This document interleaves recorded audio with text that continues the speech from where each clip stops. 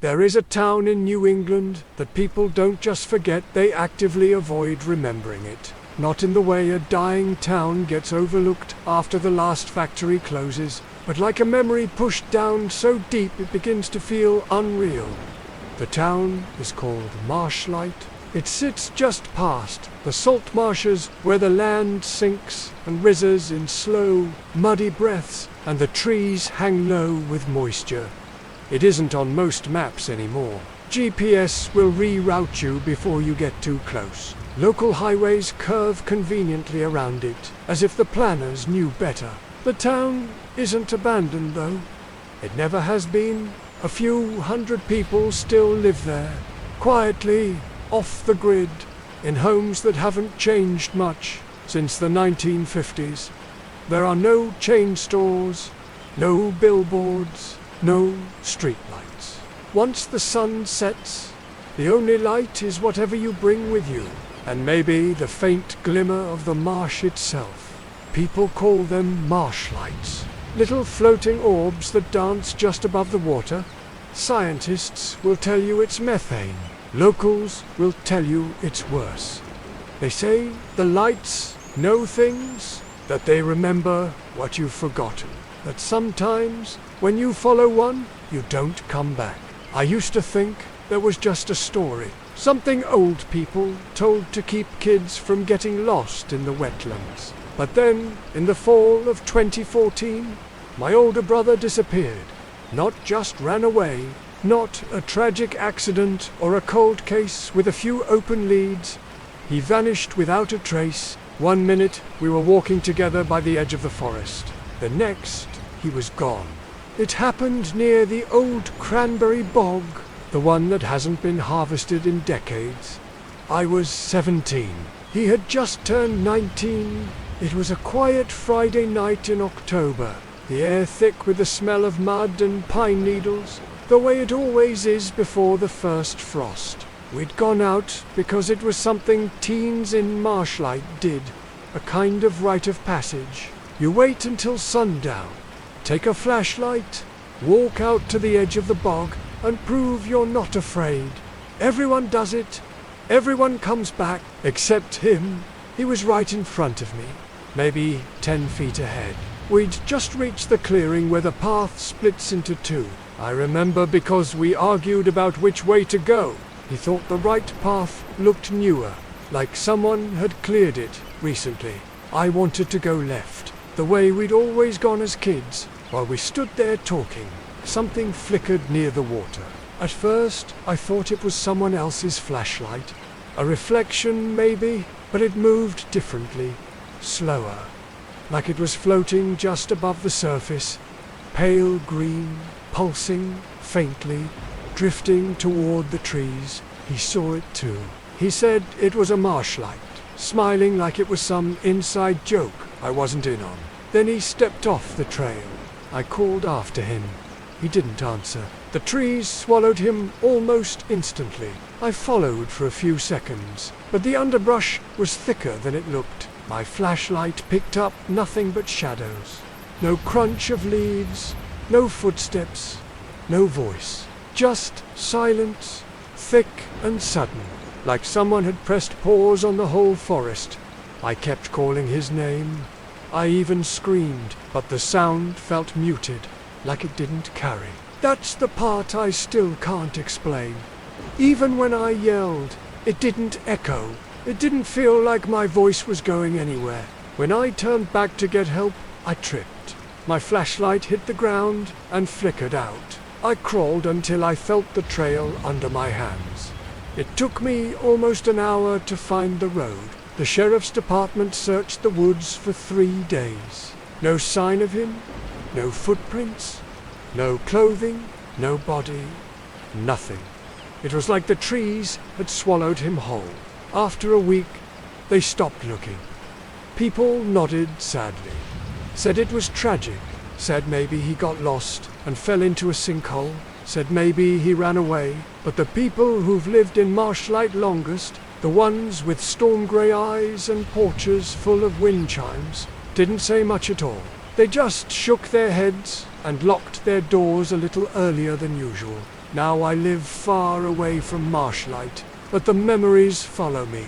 I still see that pale green light when I close my eyes. I still hear the silence where his voice should be, and sometimes, late at night, I wonder what would have happened if I'd followed him into the trees. Because the truth is, people don't just disappear in Marshlight. They're taken, and if you go back far enough, you'll see that someone vanishes from that town every 10 years. Always in October, always near the marsh.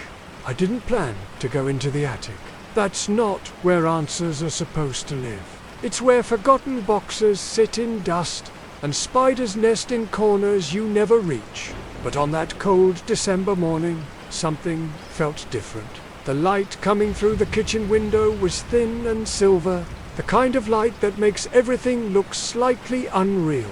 My parents had gone to town for groceries, and the silence in the house felt heavier than usual, not just empty. I walked into the hallway without thinking, past my brother's door, and found myself beneath the attic pull cord. I stared at it for a long time. The string swayed gently, even though there was no draft. I reached up, grabbed it, and pulled. The ladder creaked down slowly. Dust fell in soft curtains. I hadn't been up there in years, not since I was a kid, helping my dad drag up old Christmas decorations. The air smelled like insulation and old paper. I climbed up one step at a time, half expecting to be hit with a wave of memory, something familiar and comforting. But the attic was colder than I remembered, and darker. I turned on the single bulb hanging from the ceiling, but the light barely reached the far corners. I started moving boxes around, not really sure what I was looking for. Most were labeled with tape in my mom's handwriting. Photos, 1992, 1995, winter clothes, old tax returns, but one was different. It was shoved into the corner beneath a warped section of floorboards. No label, just an old, leather-bound book resting on top of a crumbling box. At first, I thought it was a journal, but when I picked it up, the spine cracked open to reveal something else entirely. A handwritten ledger, names, dates, locations, all in the same careful script. The ink faded, but readable. The oldest entry dated back to 1914. Every 10 years, without fail, a name was written. Some were marked confirmed. Others were circled. A few had notes beside them, found near the marsh, unrecovered, witness uncertain. The most recent entry, written in darker ink than the rest, was my brother's name, date of birth, date of disappearance, circled twice. I sat back on my heels, my heart pounding. The room felt smaller, the air thinner. I read the names aloud in a whisper, listening for anything, any creak, any shift in the air. Nothing. Just the soft hum of the bulb above and the thud of my pulse in my ears. There were at least a dozen names in total. Some I recognized faintly from town history, mentioned once or twice in school assemblies. Most I didn't. And at the bottom of the last page, written in red ink instead of black, was a note. No date, no name, just 5 words. Next, marked unknown. Watching closely, I closed the book slowly, trying not to panic. Something wasn't just happening, here it had been happening for over a century. Someone or something was keeping track, but who and why keep a physical ledger? Why not hide it better? When my parents came home, I didn't say anything. I slipped the ledger into my backpack and kept it close. That night, I brought it into my bedroom and read it again, carefully, word by word.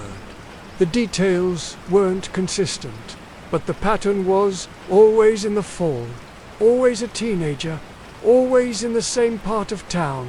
The entries didn't offer reasons, only records, like someone was logging a harvest. Over the next week, I started checking the town archives. I looked for missing persons cases, news articles, anything that could confirm what the ledger said. Most didn't exist. A few had one-line mentions in the local paper.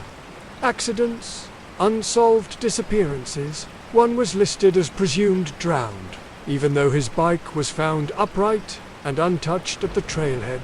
I realized then that whatever was happening in Marshlight wasn't an accident. It was a pattern, a ritual, something old enough to be hidden in plain sight, disguised as bad luck or tragedy, and someone had been documenting it carefully, quietly, for generations.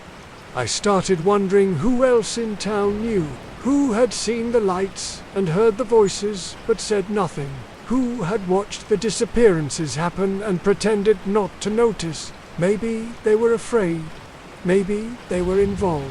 But one thing was certain, the next name wasn't written yet, and that meant there was still time, unless it was mine. The library in Marshlight is barely more than a converted house.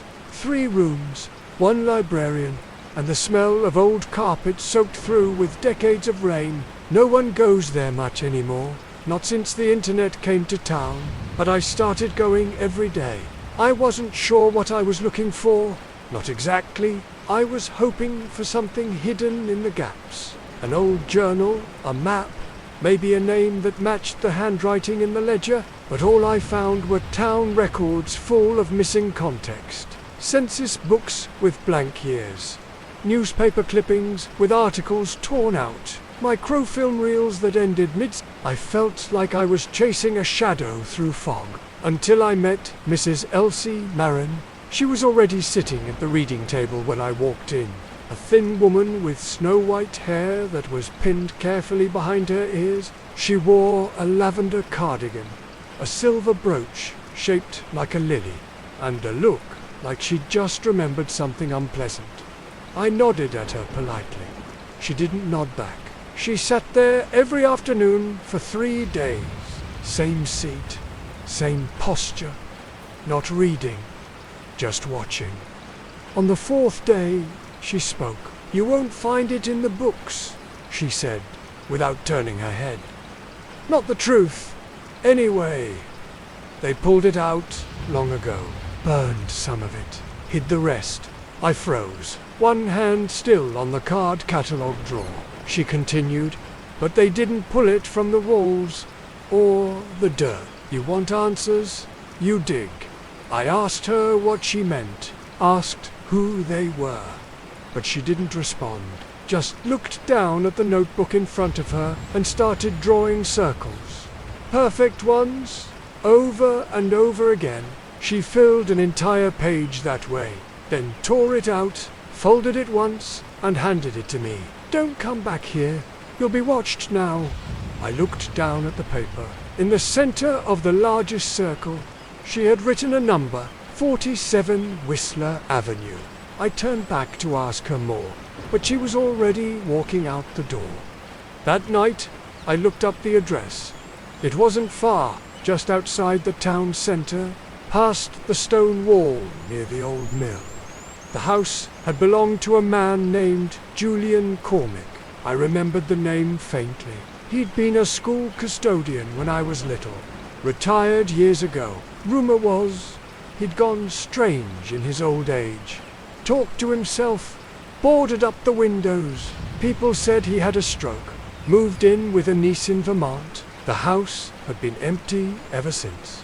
The next morning I biked there, just after sunrise. The streets were misty, and the cold was sharp enough to sting my eyes. Whistler Avenue was narrower than I remembered, like the trees had crept in over time, leaning in close. The house at 47 sat crooky behind an overgrown hedge. Its shutters hung at angles. The mailbox was missing. One window had a crack running straight through it like a scar. I tried the front door. Locked. I checked the back. Same, but the basement window had been pried open at the corner, probably by raccoons or kids. I squeezed through and dropped into the dark. The basement smelled like rotting wood and iron. Dust curled in the beam of my flashlight. I stepped carefully, scanning the walls. At first it was just junk old shelves, rusted tools, a broken washerbutt. Then I saw the symbols, circles, just like the ones in the notebook, carved into the foundation walls. Dozens of them. Some overlapping, some so deep the plaster had cracked around the edges. Beneath one was a date, October 1934. Beneath another, a name I didn't recognize. There were more carvings on the ceiling beams. More names, all of them familiar now from the ledger. I found a small table in the far corner, half covered in yellowed papers. They were all written in the same looping script, the same hand as the ledger. Pages and pages of notes, descriptions of the marsh, of light seen on certain nights, of sounds heard at odd hours. Some notes described dreams, visions of people standing in shallow water, smiling without blinking. One page was newer, less yellowed, titled Recurrence Pattern Adjusted. It listed 2 years, 2014 and 2024. My stomach turned. That meant the next disappearance wasn't late. It was next year, but the bottom of the page was smudged, like someone had wiped their hand across it in a panic. Only one sentence remained legible. They don't want another witness. I stayed in the basement for what felt like an hour, frozen, listening, not moving. Then something above me creaked, a footstep light, but clear. I turned off the flashlight, held my breath. Another creak. I waited a long time before crawling out through the basement window and biking home as fast as I could. I didn't see anyone, but I knew someone had been watching that house, and now they might be watching me. When I got home, I opened my backpack to take out the page from the notebook, but it was gone. That night, I didn't sleep. Not because I was afraid I was, but because I couldn't make sense of what I'd seen. The basement, the circles, the name carved into the wall, the missing page from my backpack. It was like the air around me had changed. Not the weather, not the temperature, the air itself. It felt thicker, heavier. The silence in the house had taken on shape. Like it had mass, I found myself staring into corners. Not because I saw something, but because I felt like something was staring back. I told myself it was paranoia, that I was getting too far into this, that maybe it was time to stop, to let the past stay buried. But the thought didn't last, because the next morning I woke up to a sound that shouldn't have been there. It was coming from beneath the floor. It started faint, a slow, rhythmic creak, like someone walking on old wood, except I was alone, and the noise was coming from below. I froze in bed, my ears straining. The steps continued. 1, 2, then silence. Then again, closer. I got up slowly and stepped onto the carpet. The creaking stopped. I held my breath, waited.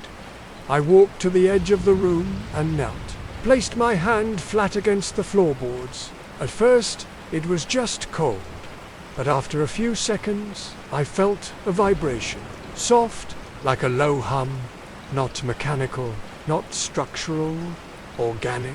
I stood up quickly and left the room. Downstairs, everything was quiet. My parents were still asleep. The kitchen light was off. I went into the living room and turned on the TV, just to fill the space with something. I didn't want silence anymore. It had learned how to speak. Later that day, I went back to the library. Not to read, just to see if she was there. Elsie Marin wasn't at her usual table. Her notebook wasn't there either. I asked the librarian if she'd seen her, and she looked confused. Said no one by that name had used the reading room in years. Said Elsie Marin had died the previous winter. I asked if she was sure. She nodded slowly. Had a stroke in the night. Quiet, peaceful. Used to volunteer here when I was little. Why do you ask? I didn't answer. Instead, I walked home in a daze, trying to make sense of what that meant. I hadn't imagined her. I had spoken to her. I had seen the notebook, the page with the address, the circles, but now she was gone. Or maybe she'd been gone the whole time. Back home, I opened the ledger again. This time I flipped to the first page and read everything in order. I had skimmed before. Now I studied it. Each name, each note, each disappearance. I noticed a pattern I hadn't caught before. Every entry had 2 dates, birth and disappearance. But 3 names had a third, a small second date written in the margin. All 3 dates were identical. October 27th, one in 1954, one in 1984, one in 2014. I checked the calendar. Today was October 23rd. The missing page had listed the next event for 2024, but what if that was wrong? What if the adjusted recurrence meant moved forward? I didn't want to believe it, but the weight in my chest told me I was right. And then came the knocking. 3 soft taps. Not at the door, from underneath the floor. I froze. Every sound in the house seemed to vanish. Even the refrigerator hum faded. The air turned still, like the moment before thunder. The knocking came again. Not angry, not loud, gentle, patient. I dropped the ledger. It hit the carpet with a dull thud, pages fluttering open. My eyes followed them, and I saw something I hadn't noticed before. A folded slip of paper tucked between 2 entries. I picked it up and opened it. A hand-drawn map, rough lines, a few landmarks, the bog, the trail split, and something deeper in past the waterline. A symbol I didn't recognize. It looked like a root system, or a tangle of veins. There were no words, just a single red X. I knew where it was. I had walked near it a dozen times, always staying to the marked trails, never going beyond the second fork. But now I had a map, and I had 4 days before October 27th. That night, I slept with the lights on, and in my dreams, I saw the marsh, still, quiet, until something began to rise from beneath the surface. Not a figure, not a creature, just the suggestion of a shape, forming beneath the water like a shadow pressed against glass. I woke with my sheets soaked in cold sweat. I knew what I had to do. If I wanted answers, I had to go back. I didn't tell anyone I was going back to the marsh. Not because I wanted to be reckless, but because I didn't want anyone trying to stop me. If they knew what I'd seen, what I was, fearing they'd think I was losing my grip. Maybe I was, but if I didn't follow the map, I'd spend the rest of my life asking what might have happened if I had, and maybe, just maybe, I'd find a trace of my brother. I left early, before the sun had fully risen, when the light was soft and the sky still carried the color of smoke. I packed the essentials: flashlight, water, phone, notebook, the ledger, but I didn't expect to use any of them. I wasn't going to take photos. I wasn't going to document anything. I was going to see and listen. The trail to the bog was the same as always. Familiar, narrow, lined with brambles and the scent of decaying pine needles, but the air felt heavier the deeper I went. Not colder, just more dense. Like the woods were pressing in. I followed the curve where the path splits in 2. I paused, standing exactly where my brother had paused all those years ago, the memory of his voice echoing faintly in my ears. Then I turned right his path and kept going.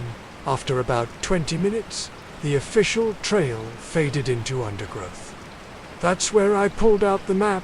The hand-drawn lines matched the tree clusters perfectly. Like whoever made it had memorized every bend and every hollow. I pushed through the brush, stepping over rotted logs and patches of slick moss, until I came to the place marked with the red X. At first, I thought it was a clearing, but it wasn't clear. The trees simply stopped, as if something had told them to grow no further. In the center was a shallow depression in the earth, like a drained pond or a crater ringed with stones. The soil inside it was darker than the rest of the forest, like it had been burned long ago and never fully healed. At the far edge, there was something sticking out of the ground. A wooden post, half buried, splintered at the top, carved with shallow symbols, like the ones from the basement walls. The moment I touched it, I felt something shift beneath my feet, not movement, but awareness. The forest around me went still. No birds, no wind. Even the bugs seemed to have gone quiet. And then I heard it again. My name, whispered, barely audible, not like the voice I'd heard before. This one was closer. Right behind me, I spun around. No one there. I turned back to the post and noticed something new. A ring of small stones arranged just beyond the crater, each one painted with a thin red line. Not paint, dried pigment, maybe blood. At the center of the ring was a small object. A necklace. I knew it before I touched it. My brother's. He used to wear it every day. A dull silver chain with a tiny metal coin on it, engraved with a logo from a skate shop we visited as kids. I had searched for it 4 weeks after he vanished. The police said he probably dropped it. But here it was, clean and dry, sitting in a place no one was supposed to go. I picked it up and instantly the hum started again, the same low vibration I'd felt through the floorboards at home. Except now I wasn't imagining it. It was coming from below the crater. I dropped to my knees and pressed my hand to the soil. The earth was warm. Not sun-warmed, alive warm, pulsing faintly, like breath, like a heartbeat. And then the whisper came again. Only this time it wasn't my name. It said, "Come down." The ground beneath me didn't open. Nothing swallowed me whole. But I felt something settle in my bones. A decision made without words. Whatever I had just stepped into, it had been waiting, watching, marking time in circles and names and silent disappearances. I stood and backed away from the post, heart pounding, hands trembling. I wasn't ready to go further, not yet, but I knew I had to come back, and I knew I couldn't come alone. When I got home, the house felt different, smaller. I went straight to my room and sat on the floor with the ledger, the map, and the necklace in front of me. I stayed there for hours, staring at the pieces like they would rearrange themselves into answers. When I finally slept, I dreamed of standing inside the crater, but this time it was filled with water, shallow, murky, and perfectly still. Beneath the surface, dozens of faces looked up at me. All of them were smiling. All of them had no eyes. After the crater, things didn't return to normal, not even close. I'd tried to live like I had before, to go to work, walk the dog, eat dinner with my parents, but the edges of everything felt sharp now. But then I noticed the way people stared when I walked into a room. Not openly, but subtly. A glance that lingered too long. A conversation that stopped a beat too early. And it wasn't just strangers. It was people I'd known my whole life. My old neighbor who used to give out full-size candy bars on Halloween. The gas station attendant who always asked about my parents. Even my high school biology teacher who once wrote me a glowing letter of recommendation. But something told me I had to. But this one felt off. Too cheerful, like a stage play put on for the benefit of someone watching from a distance. I walked through the booths, past faces I recognized but no longer trusted. Children laughed. Music played from a Bluetooth speaker hidden behind a bale of hay. But no one met my eyes. They all looked at me like I had crossed some invisible line, like I'd gone somewhere I wasn't supposed to go. But there she was, sitting on a folding chair near the library table, holding a styrofoam cup and wearing the same maroon scarf I remembered from elementary school. Her gaze met mine and didn't look away. Every sound stood out too much. Every silence dragged too long. People's faces didn't look the same anymore. They looked blank, wiped clean, like they were holding something just beneath the skin and trying not to let it show. Some nights I swore I could hear it vibrating faintly, like it remembered where it came from and wanted to go back. She patted the chair next to her. I sat down. The ledger stayed locked in a box in the closet, but I started to wonder if someone else knew I had it. At first, I thought it was just me, that I was spiraling, seeing things that weren't there. One afternoon I came home and found the front door unlocked. They had started to act like they were already grieving me. My mother would pause mid-sentence sometimes and just stare at me like she wanted to memorize my face. Who asks questions after the others stop? You're not the first. You won't be the last. A tiny, bone-white charm, carved from antler, or maybe something older. It was shaped like an eye, with a hole through the center. I didn't blink much. I didn't breathe much either. The shadows had begun to move differently. Not quickly, not erratically, just slightly off, like they were bending around things I couldn't see. The 27th began like any other day. The sky was overcast. The wind smelled like waterlogged leaves, and the town felt unnaturally quiet. Not empty, but quiet in a way that made you second-guess your own footsteps. It was the kind of day where you expect something to go wrong, or maybe you just feel that it already has. My father had begun drinking in the evenings, something I'd never seen him do before. I just sat in my room with the charm around my neck. Everything looked the same, just a little more fake, like the town had been drained of color, and the ledger open in my lap, flipping through the pages like I was looking for something that wasn't there. I don't know why I thought it would happen at nightfall. Maybe because all the stories begin in the dark. But deep down, I think I already knew this was never about the time of day. This was about when you're alone, when no one's looking, when the town forgets to remember you. No new names, no new markings. Just the same circle of history, over and over, turning like a wheel in slow motion. She only whispered, "They always take one, but they don't always get the one they want." Nothing. Then, softly, I heard the hum. I grabbed my flashlight, slipped the charm into my hoodie, and left without telling my parents. The whole town felt like it was holding its breath. I didn't want them to stop me. I didn't want them to see what I was about to walk into. The trail was darker than usual. The branches didn't sway. Even though the wind had picked up, leaves didn't crunch underfoot. It was like sound had been turned down. Like I had stepped into a space between things. The one I'd felt through the floor weeks ago. This time it was louder, deeper, like something stirring beneath the house. I caught him one night in the garage, sitting in the dark, talking softly to himself, over the fallen log with the hollow center, past the stump that looked like a hunched figure, and then there it was. I held it up and the hum dimmed, just slightly, as if recoiling from the eye carved into the bone. I didn't interrupt. I just watched from the shadows. It hadn't rained. There was no source. But the water was perfectly still, perfectly round, and perfectly wrong. It shimmered faintly under the moonlight, reflecting nothing. Not the sky, not the trees, just depth. Nothing was missing, nothing out of place. But someone had turned the hallway mirror upside down, and maybe I had.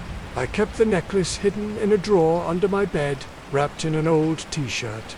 I couldn't bring myself to throw it away. It began with small things. My bedroom window, slightly cracked open when I was sure I'd shut it. Muddy smudges on the porch railing. I didn't tell my parents. The town held its harvest festival on the 25th, 2 days before the date in the ledger. I wasn't going to go. A face I didn't know, gaunt, smiling, eyes open wide and empty. It rose slowly, without disturbing the water, a mask of something human-shaped, but not human at all. It spoke without moving its lips. Marshlight's festivals are always small cider stands, carved pumpkins, an old gazebo strung with lights, until I saw her, Mrs. Corin, the town historian, retired now, mostly homebound. I approached slowly. She smiled, but it didn't reach her eyes. "You've been looking in old places," she said quietly. Before I could speak, I nodded. "You found the post," she said. My brother walking into the trees, the house with the basement carvings, Mrs. Corin whispering at the festival, my own face, my room, the town. I asked her how she knew. The air thickened, the trees groaned, the crater shook. "Because you're still here." She glanced around, as if checking for eavesdroppers. Then she leaned in. "Just a sound. The kind that rises from your gut when something ancient and wrong is trying to decide whether or not to end you. Every generation has one. A seeker, someone who hears the hum beneath the town." I asked her who kept the ledger. She shook her head. "No one keeps it. It keeps us." Then she slipped something into my hand. "Wear this on the night," she said. "They can't see what sees them. Maybe both." I asked her what would happen on the 27th. She didn't answer. I looked down for just a second to examine the charm. When I looked up, her chair was empty. That night, I stayed up watching the walls of my room. I slipped the charm onto a thin chain and wore it around my neck. And for the first time since I found the map, I started to feel like something was watching me less and waiting for me more. I didn't go to school. I didn't eat breakfast. Around noon, the light outside changed. Not darker, but paler, like the sun had slipped behind a veil. I checked the clock every hour. At 6:15, the first knock came. We didn't talk much. She was quiet, the kind of person who always blended into the back of group photos. No drama, no rumors, just there, but it didn't. It was written in the same hand, with the same steady stroke. Just beneath it, in smaller letters, was a date. Solid and forgettable, in the way that makes people feel safe. Like something in me had shifted out of place and wouldn't fit right again. I thought about running, just leaving. Driving until Marshlight was a name I didn't recognize, but I knew better. The town would remember, and it would wait. And it would find someone else. It doesn't have to be the one marked. It just has to be someone. Someone close, someone unseen. Someone easy to forget. She wasn't on any list. She hadn't been involved. She didn't know what I'd found. And that's why it was her.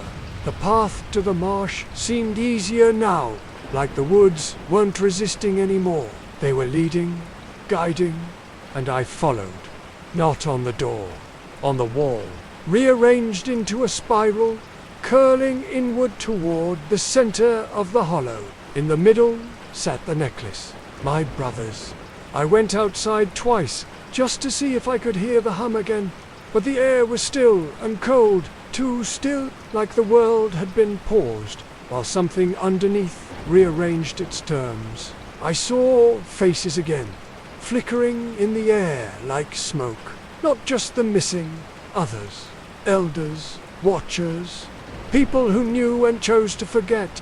People who built the silence and passed it down like a key to a locked door they never wanted to open. I stood completely still, heart in my throat, listening. Another knock. Slow, even deliberate.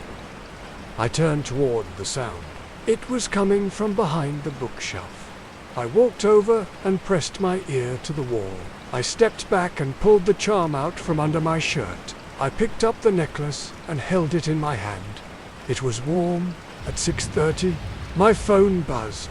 No caller ID, no number, just a single message. Like she wasn't entirely sure how she'd gotten here, like she'd just woken up in a dream halfway through. Come to the post. That was all it said. Nothing more, but I didn't hesitate. I saw the shimmer forming again, the pool rising, slowly, silently, of war. A long time ago, when the marsh swallowed crops and children alike, someone had begged the dark for mercy, and the dark had answered. The streets were empty, no headlights, no porch lights. I reached the tree line just after 7. I followed the path with the map burned into my memory now. Right at the split, through the brush, the crate still empty, still ringed with stones, but now something new. At the center, a pool of water had gathered. I stood at the edge of it and waited. Minutes passed, and then the voice came, soft, female, familiar. My mind was screaming, but I unhooked the charm from my neck and placed it around hers. My mother. "Come home," it said. I turned. No one there. Then a second voice. "My brothers. It's not what you think." Another, a whisper I recognized from the trail weeks ago. "They always take one." It echoed through the trees and then vanished. I looked down at the pool again, and that's when I saw the face. Not mine, not my brother's. "Give us the name." I stepped back. The voice came again, inside my head this time. "Give us the name." And then it began to show me images, flickering fast. The ledger, the names, the dates. My parents didn't come outside. They didn't ask where I'd been. When I opened the door, the house was untouched. The coffee maker sat cold on the counter. The television blinked in the corner. A normal day, inside a town that would never admit anything had happened. But the quiet was different now. Not heavy, not watching, just ... waiting. Then the voice again. I sat in the same seat Elsie Marin had used, the one by the window. Her notebook wasn't there. No one mentioned her name. Every 10 years, one must go. The silence must be fed, or it will speak. Just moving, like if I stayed still too long, the ground would open up and swallow me where I stood. My body was numb, my thoughts flat. When I asked if anything had been removed recently, her face went still. Then, just before turning away, she said something so softly I almost missed it. I'd broken something. Not just the ritual. Something older, something beneath it. A silence that wasn't used to being interrupted. My legs buckled. I dropped to my knees. The charm around my neck pulsed with heat. I grabbed it, held it tight in my hand, and for the first time, I spoke back. At the very back, after all the names and dates and symbols, there was a blank sheet of paper. No. The water rippled violently. The hum turned to a low roar, like wind through a tunnel lined with teeth. I screamed. It pulses faintly when I lie down. When I'm alone, when I close my eyes, just a shape, like a shadow with no owner. It never moves. It just waits. It isn't loud. It isn't angry. It's just there. Not a word. Not a thought. Then everything stopped. The wind, the hum, the face, gone. The pool was dry. The forest was quiet again. I stood slowly, shaking, heart hammering so hard I could barely see. I turned and walked away. I didn't run. I don't know why. Maybe I was too scared. Maybe I was being watched. When I got home, the front door was locked. I opened it with my key and stepped inside. Everything was exactly as I had left it, except the ledger. It was sitting open on my bed. A new name had been added. Not mine. Someone else. Someone I knew. The name written in the ledger was Casey. She sat 2 rows behind me in 10th grade math. I stared at the name for a long time, hoping it would vanish, that I'd blink and the ink would lift from the page. October 27th, midnight. The town hadn't taken me. It had taken her instead. That's when I understood the truth, or at least the part no one wants to admit out loud. I felt sick. I thought of Mrs. Corrin's words. They don't always get the one they want, but they always take one. Unless someone stops it, unless someone gives it what it asked for. The rest of the night passed in pieces. I couldn't sleep. I paced the hallway. At 11:15, I left the house. I didn't bring a flashlight this time. The moon was full, the sky clear. I reached the crater at 11:48. It was still dry. The post still stood at the far end, but the stones had been moved. Again, I stepped down into the basin, boots crunching on dry soil. The voice returned. Not words, just sensation, memory. I saw the truth. There was no curse, no ancient beast lurking beneath the bog. Marshlight had made a pact, a deal born of fear. A famine, give one every 10. No blood, no noise, just one. And the town had agreed. I stumbled backward, heart thundering. The spiral of stones pulsed faintly now, as if alive. I heard footsteps behind me. I turned and saw her. Casey. She was standing at the edge of the clearing, her eyes wide, her mouth slightly open. Where ... am I?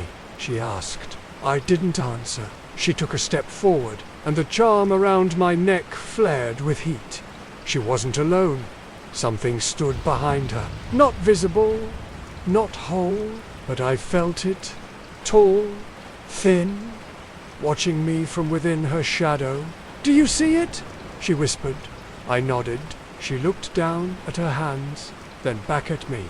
I don't want to go, she said, and for the first time, I understood the real horror of Marshlight. It wasn't just the taking, it was the choosing.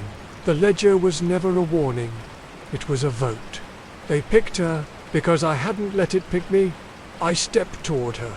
My hands were shaking. The moment it touched her skin, the shimmer cracked. The spiral split down the middle. The pool hissed, then boiled, then collapsed into dry earth again. Casey gasped and staggered back. The hum turned to a scream not hers, not mine. The sound of something denied, something ancient and betrayed. Just like that, gone. The clearing was still. The ledger in my pack grew warm. I opened it. Casey's name was gone, and a single new line had appeared.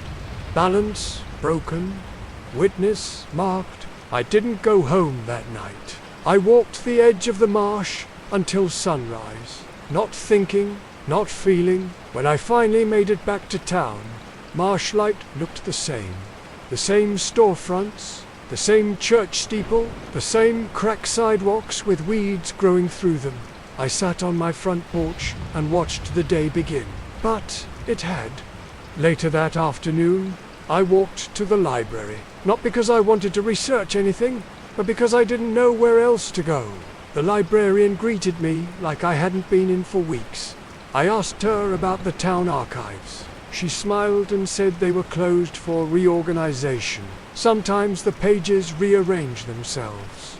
I left before she could say anything else. That night, I unpacked the ledger again. It looked the same on the outside, but when I flipped through the pages, I noticed something new. At the top, in handwriting that matched the rest, was a title. Next Keeper. Beneath it, nothing. Just empty lines. I closed the book. That was 3 days ago. I've started hearing the hum again. Not in the floorboards, not in the trees. In my chest, in my blood. Waiting. I think I understand now. Marshlight doesn't just feed, it remembers. And when the cycle breaks, it doesn't disappear. Someone always has to keep the record. Someone has to carry the silence. Someone has to watch. The ledger hasn't left my desk. The charm sits beside it, still faintly warm. Sometimes I catch my reflection in the window and see something just behind my shoulder. Not a person. And now, Every time I walk through town, people nod at me. Not afraid, not surprised. They know I'm part of it now. I don't know when the next name will appear, or how the hum will change, but I know this much. The marsh doesn't forget, and the silence it never ends. 3 months passed after Marshlight stopped humming.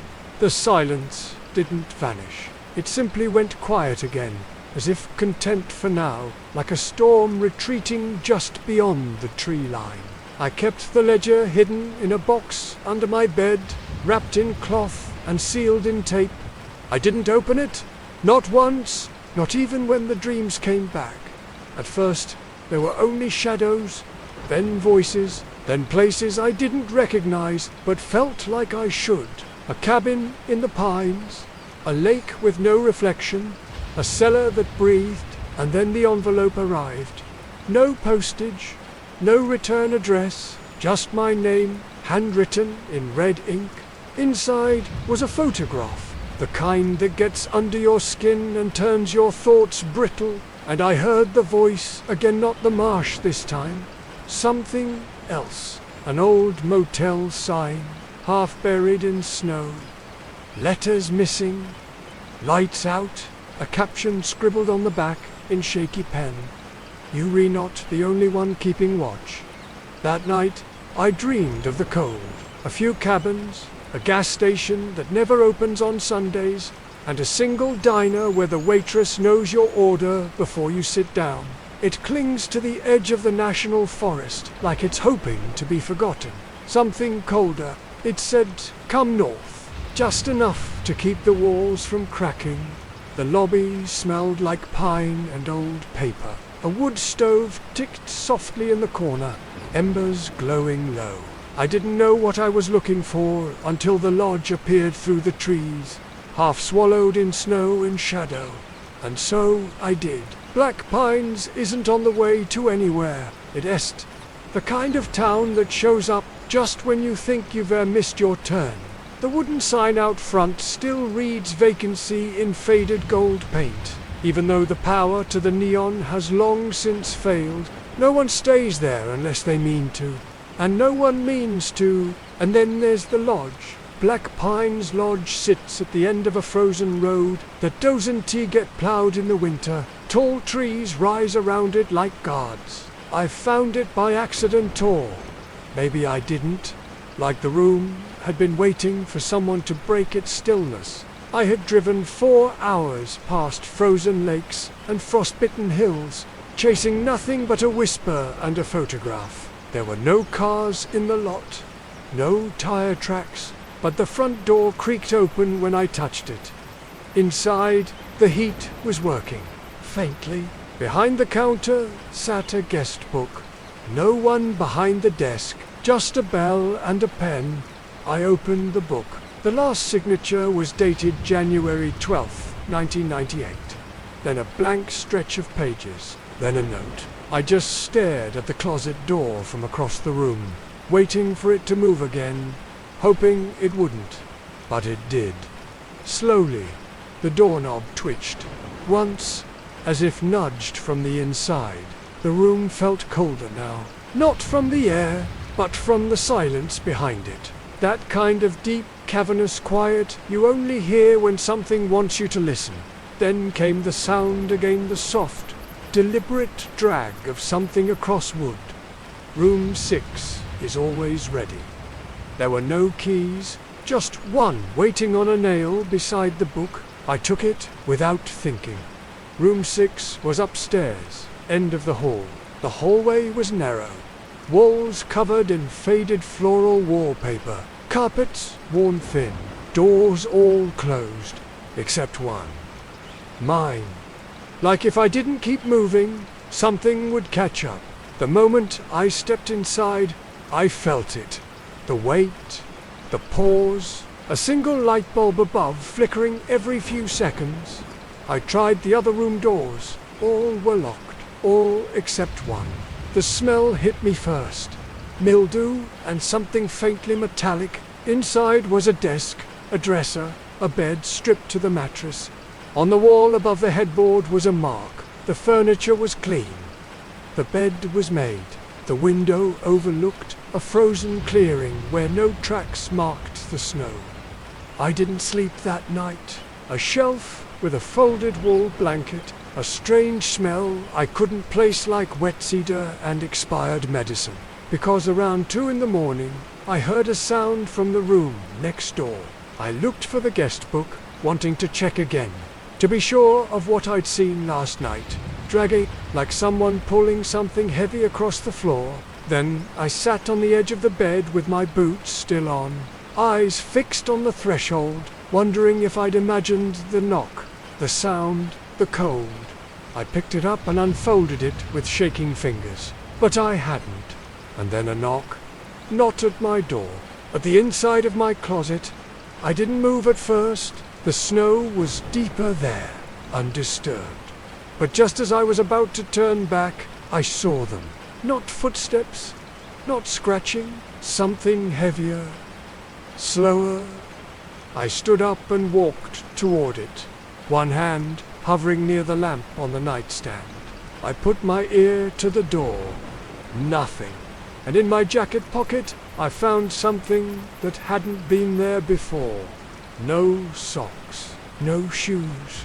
The prints were deep, as if the person had stood still for long stretches. They disappeared into the trees and didn't come back. I opened it. The closet was empty. Just a few old wire hangers.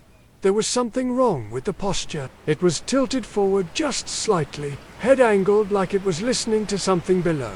The light behind it cast the rest in shadow, but the shape of the shoulders, the thinness of the arms, it didn't look like me.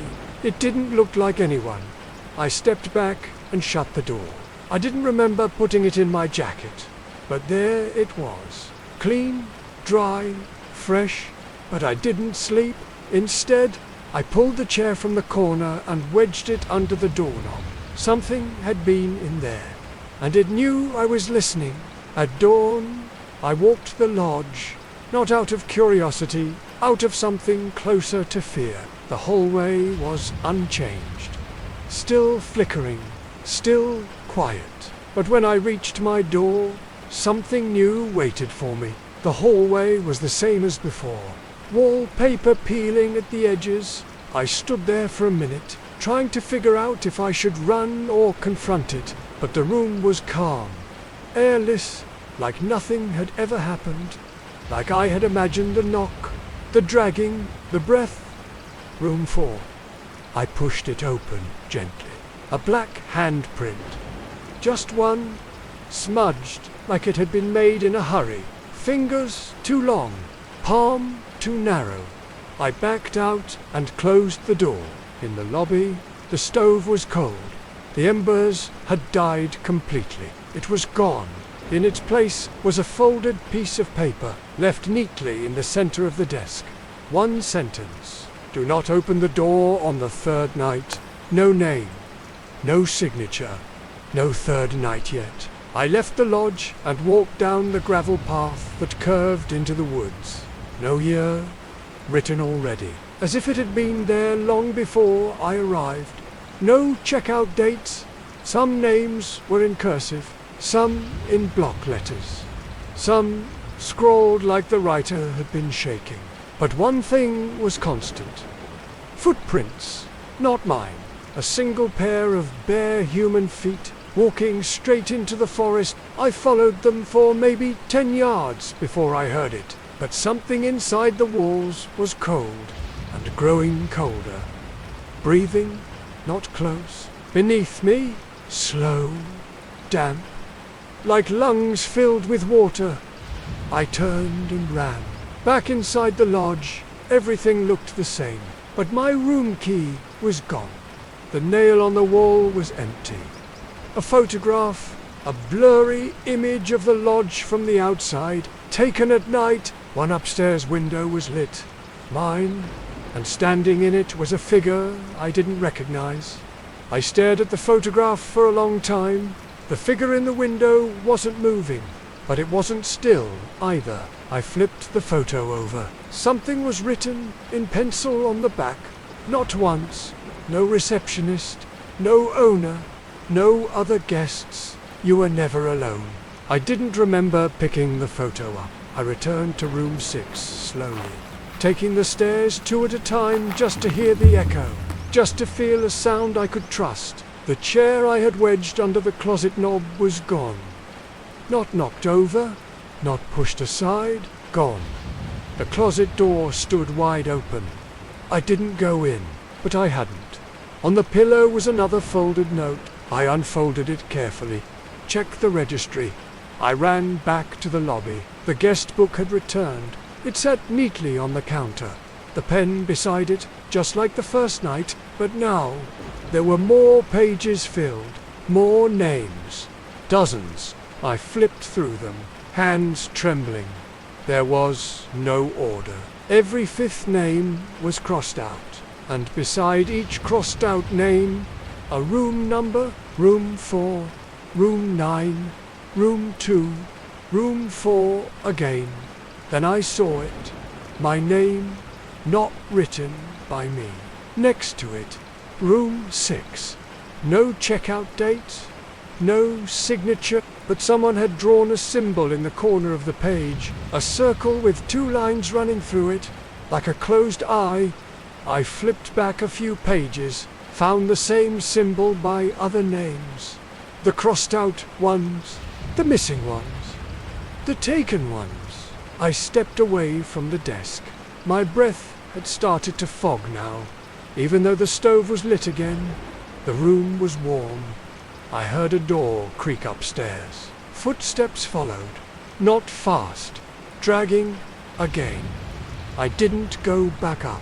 I walked out the front door, boots crunching against the snow, and followed the road to the edge of the property. There was a sign posted there, old, weather-worn, nearly invisible unless you knew where to look. The wood was cracked, the letters hand-carved and faded. Black Pines Lodge, founded 1912, caretaker on-site caretaker. I hadn't seen anyone, but someone was watching, keeping the book, locking the doors.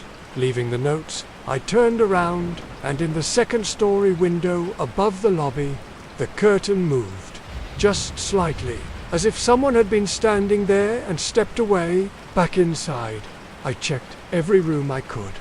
Still locked, except room 4. Again. I opened it. Same smell. Same stripped bed. But the handprint on the wall had changed. It was gone. In its place was a phrase, scrawled in black marker. 3rd night for the house. I left the door open. When I got back to room 6, something was waiting on the bed. My old house key, from Marshlight, wrapped in a note. It doesn't end where you left it. It begins where you're sent. I didn't sleep because I knew now what the lodge was. A collection place. Not just for people. For memories. For patterns. A quiet mouth that never chewed, only swallowed. And I had 2 nights left. I didn't leave the lodge the next day. I wanted to. I thought about it. I even packed a bag, grabbed my keys, walked out to the lot, but my car wouldn't start. Not even a flicker. No dashboard lights. No clicking. Just silence. I checked the hood, the tires, the battery. Everything looked fine, but the air smelled wrong, like copper and something else. Old wood, cauterized bone, and there were no tracks in the snow. Not mine, not from the car, just empty white, smooth as paper. The lodge had erased them, like it was closing in. I walked back inside, unsure whether I was giving up or giving in. I passed the front desk, the guest book still open to the page with my name. A new line had appeared beneath it, pending. No timestamp, no handwriting I recognized, just the word floating there like a warning. That evening, I started searching the lodge room by room. I needed to know what I was dealing with, what it wanted. Every hallway looked identical. Every door locked tight, save for mine and room 4. But on the 2nd floor, tucked behind a narrow linen closet, I found something new. A second staircase, thin, dusty, unlit. It wound up like a spine, tighter and tighter, until it opened into a small square room beneath the rafters. The attic, there was only one object inside, a desk. And on the desk another book, not a guest ledger, a ledger of names, handwritten, organized, labeled by room number, room 1, vacant, room 2, declined, room 3, withdrawn, room 4, absorbed, room 5, deferred, room 6. Watching, I ran my finger down the page until I found the most recent entry. My name. Beside it, one word, keeper, no room. No date, just that. There was a drawer in the desk. I opened it slowly. Inside was a stack of Polaroids, faded, yellowed at the corners, one for each name. Some showed guests standing in doorways, others curled in beds, faces half turned, all looking like they didn't know the photo was being taken. Some didn't look alive. At the bottom of the stack was a final image. It wasn't a photo, it was a charcoal drawing. A tall figure behind the front desk, mouth hidden behind its collar, head slightly tilted, eyes wrung too wide, too calm. It was labeled in neat handwriting, caretaker. Since 1913. I put everything back. As I descended the stairs, I heard something echoing faintly from below. A shuffle, a sigh, the low creak of a door opening slowly. But when I returned to the second floor, the hallway was still. Lights off, air stagnant. I opened the door to room 6 and froze. The furniture had been rearranged. The bed faced the wall now. The chair had been moved to the window, and sitting on the desk was something I hadn't brought with me. The ledger from Marshlight. I stepped forward, hands shaking, and flipped it open. A new page had been added, not handwritten, typed. The lodge and the marsh are the same mouth, different teeth, same hunger, same bargain. One keeps the silence, one keeps the names, and at the bottom, you are no longer a guest. You are part of the staff. I didn't remember falling asleep, but when I opened my eyes, it was morning. The room looked the same almost. The window was still fogged, the furniture untouched, the closet door still slightly ajar. But something in the air had changed, not the temperature, the weight. I sat up slowly. The ledger from Marshlight still sat on the desk where I had left it. I hadn't dreamed that part. The page with the typed message remained open. The words looked sharper in daylight, like they had sunk deeper into the paper overnight. I closed the book. Tucked beneath it now was a new envelope, thinner than the others, unsealed. My name printed in small serif type across the front. Inside was a letter, printed on lodge stationery. The paper was heavy, stiff, almost waxy. It read, "To our newest caretaker. We understand this transition can be all new staff experience. Mild disassociation, fragmented memory, and unannounced visitations. This is normal. Do not resist it. Do not attempt to leave until the cycle resets. You are responsible for room 6. Please ensure. Doors remain locked on the 3rd floor. Guest book entries are updated by dawn closets. Stay closed after dusk. You do not acknowledge the former staff. Your stay is indefinite. Departure is not guaranteed. Thank you for choosing Black Pines Lodge." There was no signature, no date. Just a small, round stain in the corner of the paper. Wondering if I was still dreaming. But my hands were cold. My breath still fogged the window. I was awake, or close enough to it. "One entry, Joss," said hallway. Another, said beneath. Another, mirror. I walked back to the guest book in the lobby. It had changed again. New names had appeared. I didn't recognize any of them, but I noticed a pattern. Each listed a room number, except for one. No checkouts, no times. One page was labeled Staff Log. A hollow sound behind the far end of the corridor, just past room 9.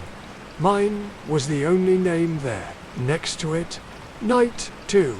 That meant tonight would be the second night. The letter had said the 3rd floor must remain locked, but there were only 2 floors, or so I thought. I went back upstairs, this time tracing the wallpaper with my fingers, knocking softly along each wall until I heard it. A door, hidden in the wall, flush with the paneling. No handle, just a narrow seam. My footsteps didn't echo, but I felt them reverberate through the rail. The air was heavy with the scent of old stone and disinfectant.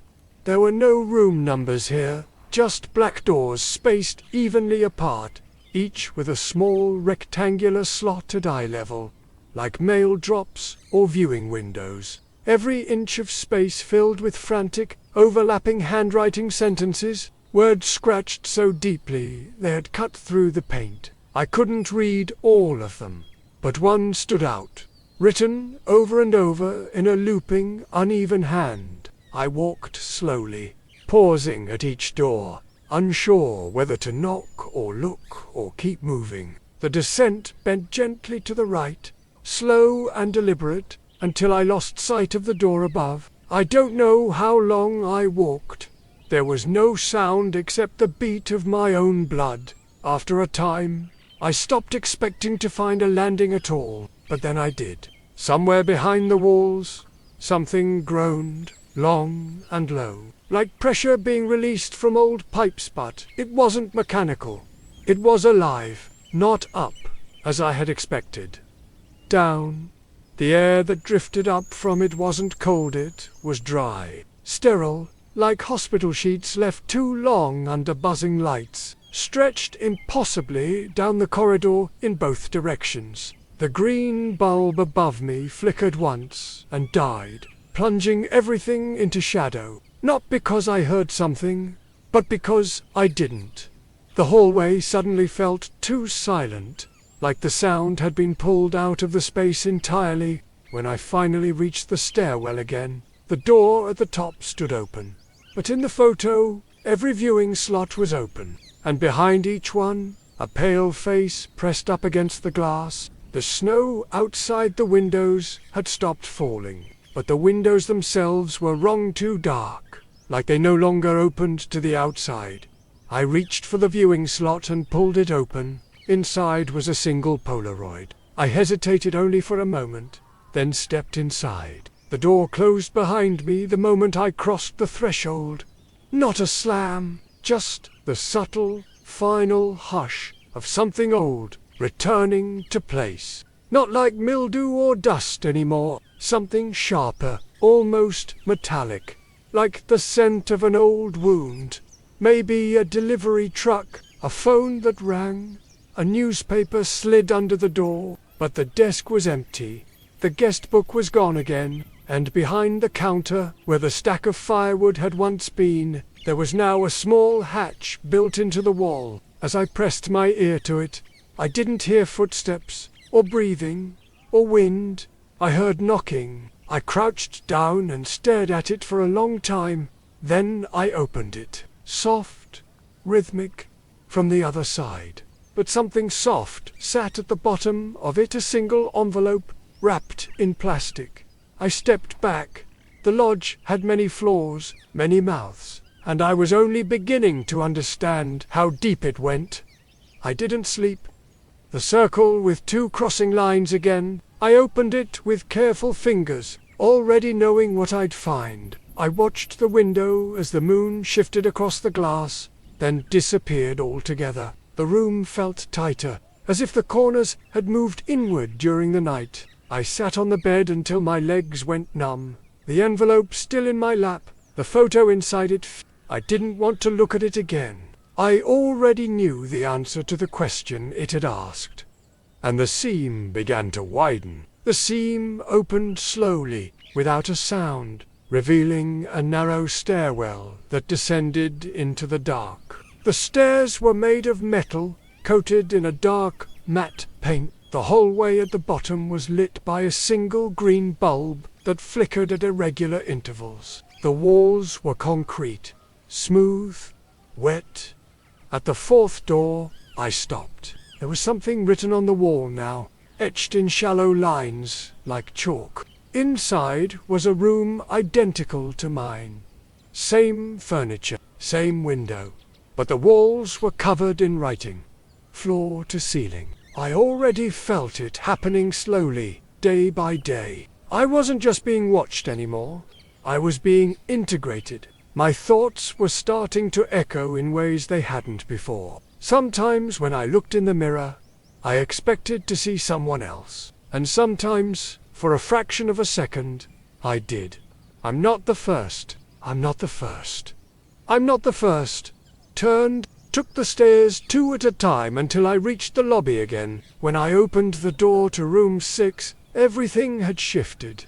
The walls were breathing now, not metaphorically, not symbolically. The wallpaper pulsed. The floor creaked in rhythm. The bed was gone entirely. A shape moved in the corner. If the first level beneath the lodge held the whispering doors, what came after that? How far did it go? I brought a flashlight this time, though the batteries were already starting to flicker. I descended again, past the first landing.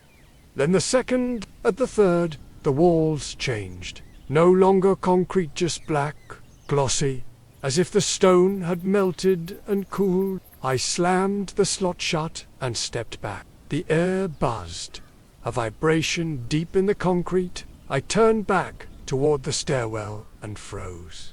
The hallway had changed. There were more doors now, many more. For a moment, I thought I heard footsteps, soft, bare, coming closer. I didn't run. I moved slowly, keeping my hand on the wall, sliding along the damp concrete until I found the first turn. The lobby was empty when I emerged. No one behind the desk.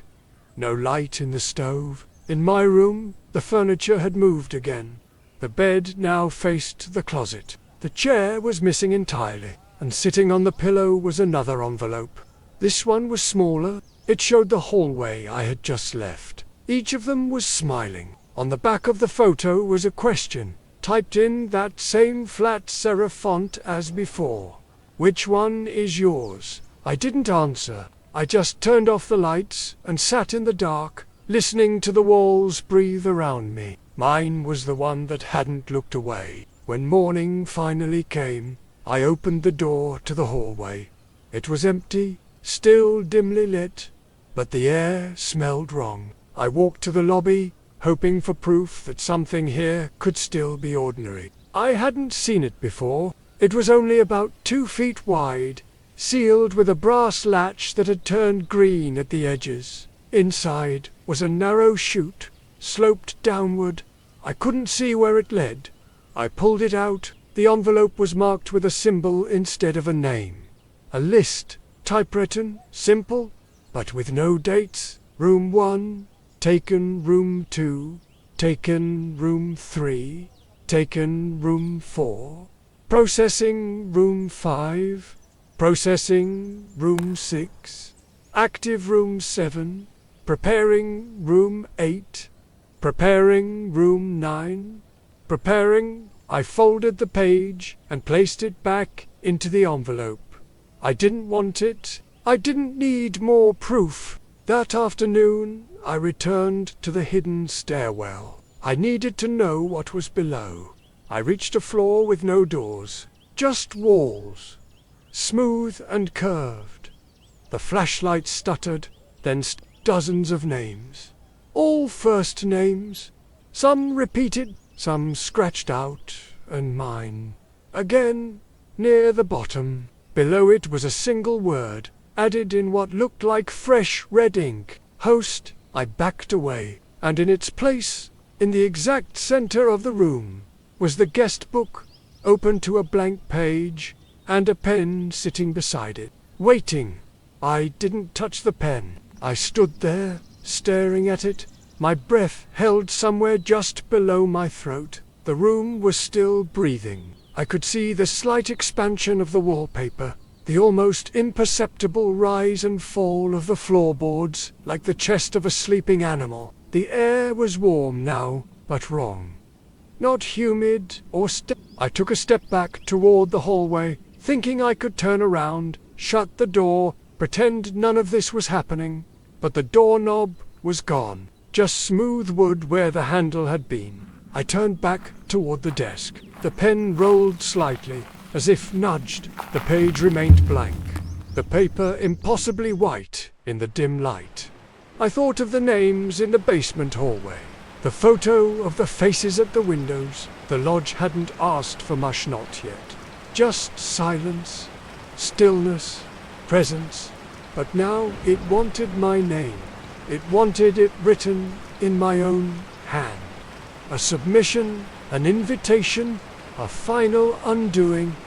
I stepped toward the desk, not because I was ready, but because I was too tired to keep pretending I wasn't part of this anymore.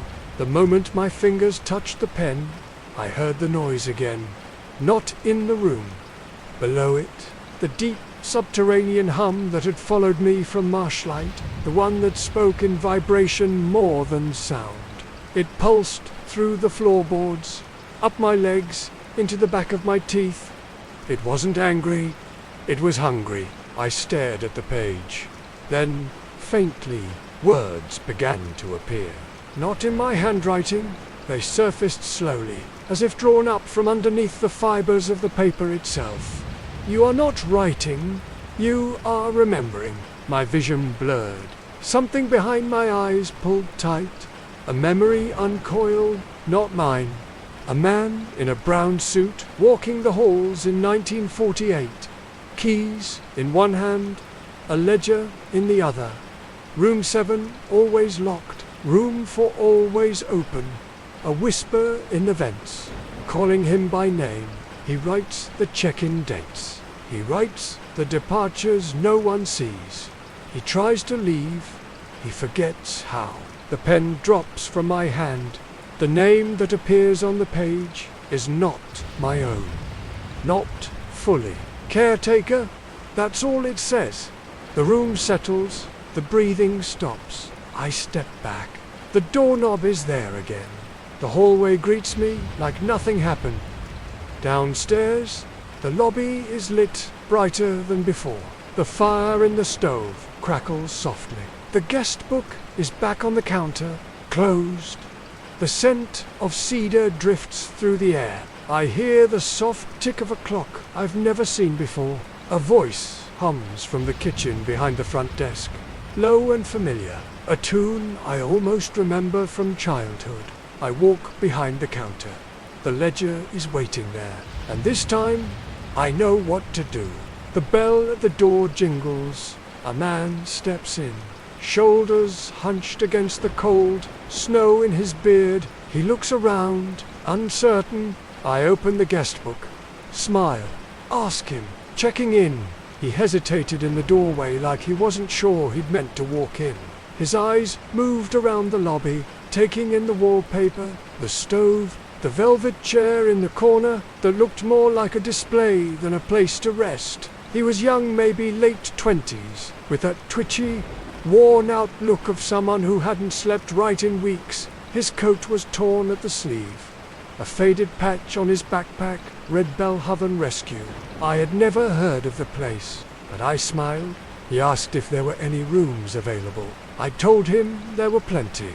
He said he didn't have a reservation. I said it wasn't necessary. He looked down at the guest book as I opened it, his fingers hovering just above the counter. I watched the hesitation crawl up his neck into his jaw. He asked how long I'd been working here. I told him I couldn't remember. That answer seemed to satisfy him, or at least confuse him enough to make him stop asking questions. He signed the book. His handwriting was tight, nervous. His name, Jared Ellison. No hometown listed. Just a blank line where he paused, then moved on. I handed him the key to room 9. It was cold in my palm, as if it had been waiting underground and only now surfaced. He took it with a nod and made his way upstairs. I didn't follow. I sat behind the counter for a long time after he disappeared down the hall. I could hear his steps overhead, the creak of the floor, the soft thump of a bag dropped too hard. Then silence, total no unpacking, no TV, just stillness. At some point after nightfall, the hallway light above room 9 began to flicker. I stayed in the lobby. I didn't eat. I didn't speak. The fire burned low and steady without wood. The snow outside stopped. At midnight, a sound echoed through the building, a deep knock, not at the front door, from beneath the floor. It didn't surprise me. I walked to the hidden hatch in the wall behind the desk. It opened without resistance this time. Inside was another envelope. The lodger's rhythm, I realized, is slower than time, like a glacier. It doesn't need to chase you. It just waits for you to drift too close. Inside the envelope was another list. It now read: Room 9, observing Room 8, preparing Room 7, preparing Room 6, anchored, and at the bottom of the page, a final line: Do not answer the knock. It is not for you. I placed the paper into the drawer where the others had gone. There were dozens of them now, stacked, aged, some curling at the corners, some written in ink that no longer dried fully. I didn't know if I had read them all. I wasn't sure it mattered. They all said the same thing in different ways. Someone always checks in. Someone always hears the knock. Someone always stays behind. And someone keeps the book open. I sat down at the desk. The chair fit me better now. The air felt quieter. Somewhere down the hallway, I heard Jared shift in his bed. And for the first time, I wondered if maybe this was what I had come looking for all along. Not a mystery, not an answer, just something permanent. I didn't know it was the last night until it arrived. It didn't announce itself. There was no sign, no knock, just a sense of stillness that settled into the walls, as though the lodge had taken a long breath and decided to hold it. Outside, the snow had frozen solid, a smooth white shell across the landscape. Inside, the fire had gone out again, though the room was still warm. The guest book lay open on the desk, a blank page. Wait, not for me, for whoever came next. Upstairs, the hallway light above room 9 stopped flickering. The silence that followed wasn't peaceful. It was expectant. I thought of Jared, alone in the dark, listening to the walls and wondering if he'd made a mistake. I thought of the look in his eyes when he first stepped through the door. A man looking for quiet and finding something that had become it. I stood up from the desk and walked toward room 6. My door, my anchor, the place that had held me in place long enough for the rest of the lodge to reach around me, wrap me in its memory, and forget where I began. Inside, the room had changed again. There was no bed now, no closet, no desk, just walls, smooth, white, curved, and in the center, a mirror. I didn't see myself when I looked into it. Not exactly. I saw someone who looked like me, but older, thinner, eyes sunken, mouth quiet, a version of myself I'd never seen but somehow recognized instantly. The reflection tilted its head, then raised a hand slowly, palm facing the glass. I mirrored the gesture. There was no impact, no resistance. My hand passed through. The surface rippled like water, and I remembered all of it. The boy Marshlight who lost his brother to the dark, the ledger left beneath the stairs, the figure watching from the woods, the letter with no name, the knock behind the door, the stairs beneath the lodge, the faces in the wall, the book on the desk, the blank line where my name had always belonged. The lodge hadn't chosen me. It had grown toward me, like a plant toward light, like a mouth toward breath. I stepped forward into the glass. It didn't feel like crossing. It felt like closing, like the end of a long sentence, finally reaching the period. And when I opened my eyes again, I was behind the desk. The pen was in my hand, the fire was burning, and the bell was ringing. A new guest had arrived.